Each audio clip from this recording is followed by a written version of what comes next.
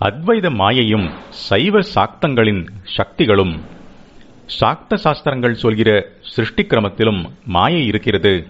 இந்த கிரமத்தில் சாக்த சாஸ்திரங்களும் சைவ சாஸ்திரங்களும் பெரும்பாலும் ஒத்துப்போகின்றன. ஆனால் அத்வைதத்தில் பிரம்மம் என்று ஒன்று, மாயை என்று ஒன்று, மாயையால் பிரம்மம் மறைந்து அதனிடத்தில் அதன் ஆதாரத்தில் பிரபஞ்சம் தோன்றுகிறது என்று முடிந்து போய்விடுவது போல இங்கே இல்லை. சக்தி உள்கலந்த சிவமான பிரம்மத்தில் ஆரம்பித்து 5 சுத்தமான தத்துவங்களை சொன்ன அப்புறமே சாக்தத்தில் மாயா தத்துவம் 6வதாக வருகிறது. காஷ்மீர சைவத்திலும் அப்படித்தான். அவற்றில் முதலில் 5 சுத்த தத்துவங்கள் என்பவற்றை சொல்லி அப்புறமே மாயையில் ஆரம்பித்து 31 அசுத்த தத்துவங்களை சொல்லியிருக்கிறது. தமிழ்நாட்டில் வழங்கும் சைவ சித்தாந்தத்திலும் மொத்தம் 36 தத்துவங்கள் தான் என்றாலும் அதில் 36ஐயும் மாயையோடு சம்பந்தப்படுத்தி, ஆனாலும் முதல் 5 தத்துவங்கள் சுத்த மாயை என்றும் மீதி 31 அசுத்த மாயை என்றும் பாகுபடுத்தி இருக்கிறது. நாம் அசல் சாக்தத்தையே பார்ப்போம். அதில் சித்தாகிற ஞான சக்தியை உள்ளே வைத்துக்கொண்டு செயல் இல்லாமல் இருக்கும் சிவ தத்துவம் முதலில், அடுத்ததாக நன்றாக வெளிப்பட்டுவிட்ட சக்தி தத்துவம், 3வதாக இச்சா சக்தியுடன் கூடிய சதாசிவ தத்துவம், 4வதாக ஞான சக்தியோடு கூடிய ஈஸ்வர தத்துவம், 5வதாக கிரியாசக்தியோடு கூடிய சுத்த வித்யா தத்துவம், அதற்கு அப்புறம்தான் 6வது தத்துவமாக மாயை வருகிறது. முதல் தத்துவமான சிவனோடேயே சித் சக்தி இருப்பதாக சொன்னேன். சித் சக்திதான் ஞான சக்தி என்றேன். மறுபடி 4வதான ஈஸ்வர தத்துவம் ஞான சக்தியோடு சேர்ந்திருப்பதாகவும் சொன்னேன். 2வது தத்துவமாக சக்தி என்றே சொன்னதும் சித் சக்திதான். இப்படி பல தினுசாக சொன்னால் எப்படி புரிந்து கொள்வது என்றால், சத்தான இருப்பு நிலையாகிய சிவன் முக்கியமாக இருந்து அதில் அந்தர்கதமாக உள்ளுரை வஸ்துவாக சித் சக்தி இருப்பதையும் முதல் தத்துவமாகவும், சித் சக்தி முக்கியமாக இருந்து சத் சிவ தத்துவம் அதற்கு பேக்ரவுண்டாக பின்னணியாக இருப்பதையும் 2ஆம் தத்துவமாகவும் காட்டி வித்தியாசப்படுத்தியிருக்கிறது. சித் என்னும் இந்த ஞான அறிவு என்று சொல்லும் நாலெட்ஜ் மட்டுமில்லை, இது உணர்ச்சியாக உயிராக உள்ள அறிவு. ஜடம் சேதனம் என்று ஒரு பாகுபாடு கேள்விப்பட்டிருப்பீர்கள். இதில் சேதனம் என்பது சித்தில் இருந்து வந்ததுதான். உயிரும் உணர்ச்சியும் அறிவும் இல்லாத வஸ்துக்களை ஜடம் என்பது. கல், மண், தங்கம், வெள்ளி முதலியவை ஜடப்பொருள்கள். ஜடம் என்பதை அச்சேதனம் என்றும் சொல்வதுண்டு. உயிருள்ள உணர்ச்சி படைத்த அறிவு கொண்ட ஜீவராசிகளை சேதனம் என்பது. நாமெல்லாம் சேதனம். பசு பட்சிகள் சேதனம். சேதனத்தில் இருந்து சைதன்யம் என்ற வார்த்தை வந்திருக்கிறது. சைதன்ய ஸ்வரூபிணி என்று அம்பாளை சொல்வது. மூல பரம்பொருளின் உயிர் சக்தியாக இருப்பவள் அவள். அப்படி பிராணசக்தியாக இருப்பதன் அங்கம்தான் அறிவாகவும் உணர்ச்சியாகவும் இருப்பது. அறிவதே உணர்வாக, அதாவது அறிவதே அனுபவிப்பதாக இருப்பதுதான் அந்த ஞானம். சித் என்பது சர்க்கரை தித்திக்கும் என்று புஸ்தகத்தில் படித்து அறிவது ஞானமில்லை. அதை தின்று பார்த்து ருசியை அனுபவித்து அறிவதே ஞானம். உயிர் இருந்தால்தான் அறிய முடியும். அந்த பிராணசக்தியும் சேர்ந்தே சித். பிராணன்தானே ஆதார சக்தி. அதனால் சக்தி என்றாலே சித் சக்திதான். பிரம்மத்தின் உயிரான ஸ்வானுபவ அறிவான சித் சக்திதான்.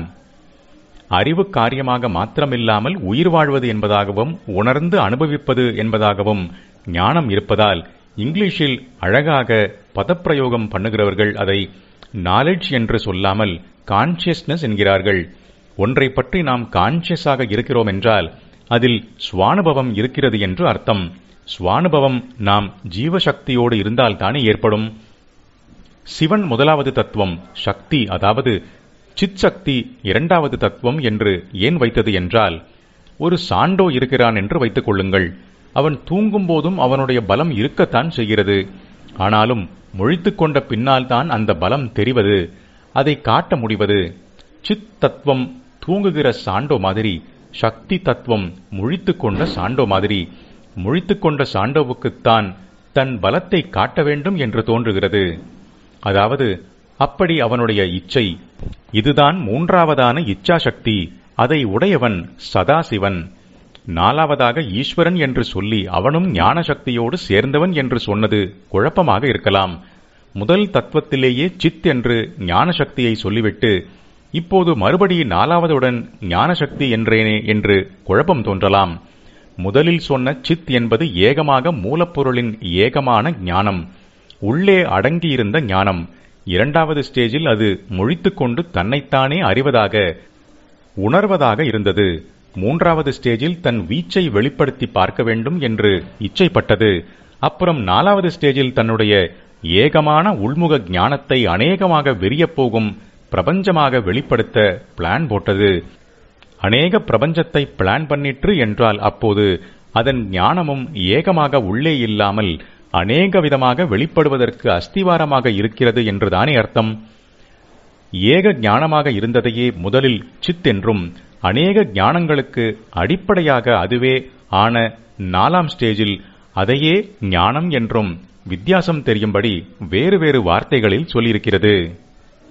நாலாம் ஸ்டேஜில் பிளான் போட்டதை அடுத்து ஐந்தாவதில் அதன் எக்ஸிகியூஷன், அறிவால் போட்ட திட்டம் காரியமாகிறது.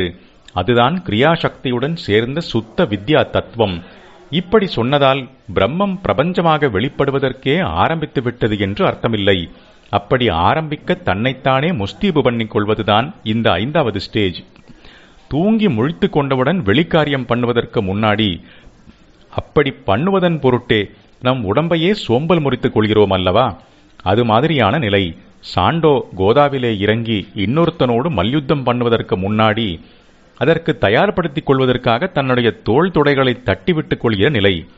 பிரம்மத்திற்கு வெளியிலே பிரபஞ்ச சிருஷ்டி என்ற கிரியை இன்னும் ஆரம்பமாகவில்லை. ஆரம்பிப்பதற்காக தன் கிரியாசக்தியை அது திரட்டிக் கொள்வதே ஐந்தாவது ஸ்டேஜ். வெளியிலே வேறே மாதிரி ஆகாமல் சிவசக்தியான பிரம்மத்துக்குள்ளேயே கிரியாசக்தி திரண்டிருப்பது. ஆனாலும் வெளியாவதற்கு சங்கல்பித்து திட்டம் போட்டு சித்தமும் ஆகியாயிற்று. ஏகமான தான் துவைதமாக அநேகமாக ஆகப்போகிறோம் என்பதாக தான் தன்னுடைய மேனிஃபெஸ்டேஷன் வெளிப்பாடு என்ற இரண்டையும் சம எடை கட்டி பார்க்கும் அறிவோடு உணர்ச்சியோடு அது இப்போது இருக்கிறது. இந்த ஞானத்தை தான் சுத்த வித்யா என்பது.